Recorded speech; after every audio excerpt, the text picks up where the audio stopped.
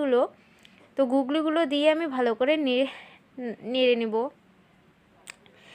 যেহেতু গাইস এটা গুগলি একটু আধটু গন্ধ থাকতে পারে, তার জন্য হচ্ছে একটু ভালো করে কষাতে হবে। তো তারপর এখানে আরেকটু জল দিয়ে দিয়েছি যাতে আলুগুলো একটু ভালো করে সিদ্ধ হয়ে যায়। তো তারপর এখানে জলটা শেষ হয়ে গেছে, তারপর এখানে ভালো করে কষিয়ে আবার একটু জল দিয়ে দিলাম ঝোলের জন্য।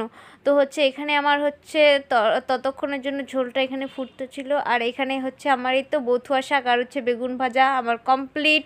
তো তারপর হচ্ছে একটু গরম মশলা দিয়ে ভালো করে আরেকটু ফুটিয়ে নেব। তো ভালো করে ফুটিয়ে নেওয়ার পর একদম ঝোল একটু একটু করতে হবে, তাহলে বেশি খেতে টেস্ট হবে। তো এই তো আমার হচ্ছে তরকারি হয়ে গেছে রান্না, কালারটা অনেক সুন্দর এসেছে। আর গাইস খেতে এত ভালো হয়েছে কি আর বলবো। তো এখানে আমি সব কিছু নিয়ে নিয়েছি, এখন আমি খাবো।